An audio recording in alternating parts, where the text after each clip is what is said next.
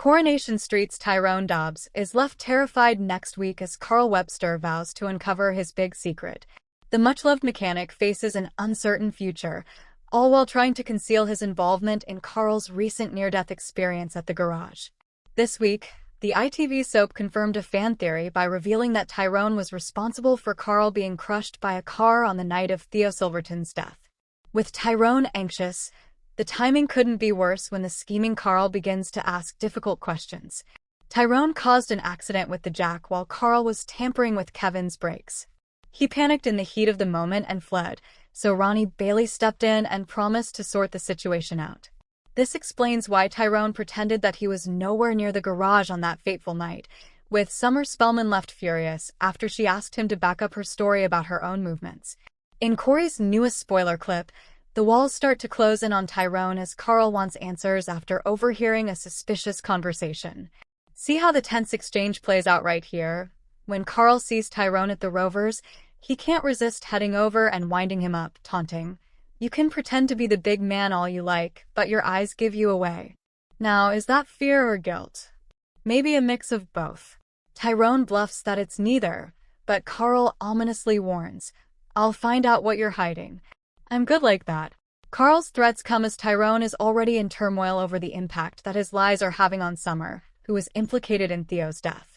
Tyrone feels terrible that Summer is being held on remand for Theo's murder, when a simple statement from him could change everything.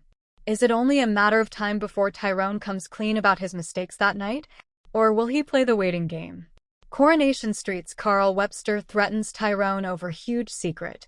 Weatherfield was no stranger to secrets, but the one weighing heavily on Tyrone Dobbs threatened to tear apart everything he cared about. The garage was unusually quiet as Tyrone wiped his hands on a rag and glanced nervously toward the office. For days, he had been carrying a burden that grew heavier by the hour. What started as a harmless mistake had spiraled into something far more dangerous. Unfortunately for Tyrone, Carl Webster knew everything. Carl had returned to Weatherfield determined to rebuild his life and reconnect with family. Yet beneath his calm exterior lurked a sharp instinct for uncovering trouble. And trouble had practically landed in his lap when he stumbled across evidence linking Tyrone to a costly insurance scam involving a wrecked vehicle. Tyrone never intended for things to go this far.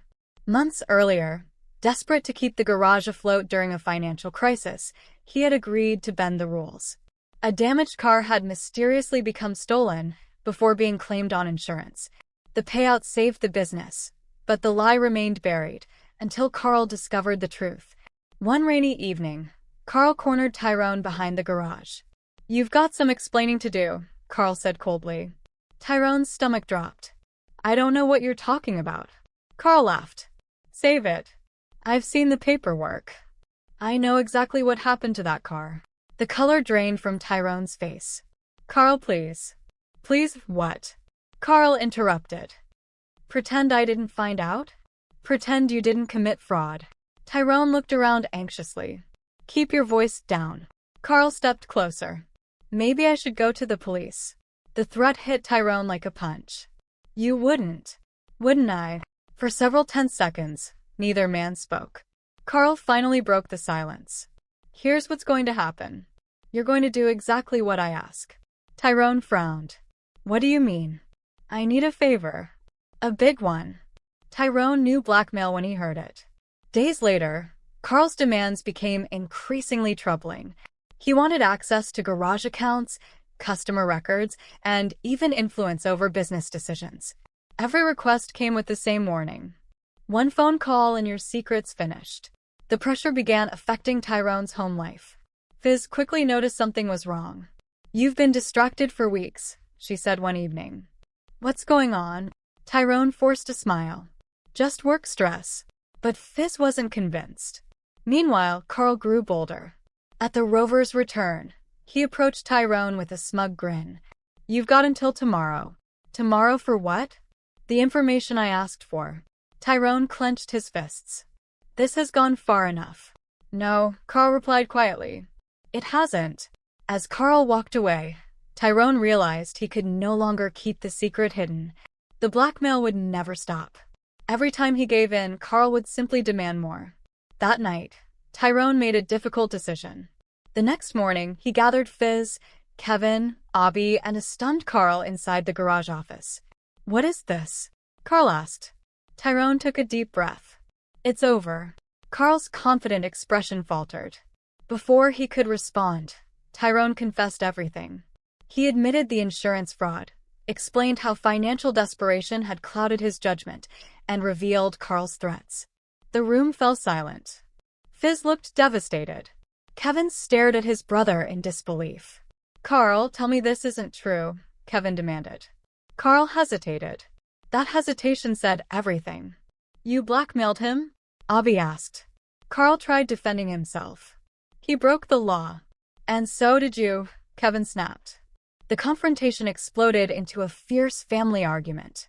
Years of resentment and mistrust surfaced as accusations flew across the room. For the first time in weeks, Tyrone felt oddly relieved. The truth was finally out. There would undoubtedly be consequences. The authorities might become involved. The garage's reputation could suffer. His relationship with Fizz might never fully recover. But Carl's hold over him was gone. Later that evening, Tyrone stood alone outside the garage. Fizz approached quietly. "You should have told me." "I know," she sighed. "You made a terrible mistake." Tyrone lowered his head. "I thought I was protecting everyone." After a long pause, Fizz took his hand. "Next time, let us face the problems together." Nearby, Carl watched from a distance. For the first time since returning to Weatherfield, he found himself completely isolated. His attempt to control Tyrone had backfired spectacularly. As the street lights flickered on, one thing became clear: secrets never stayed buried in Weatherfield for long. And when they finally surfaced, the fallout could change lives forever. Thanks for watching. Don't forget to like, comment, and subscribe to Coronation Street Scoop News Update.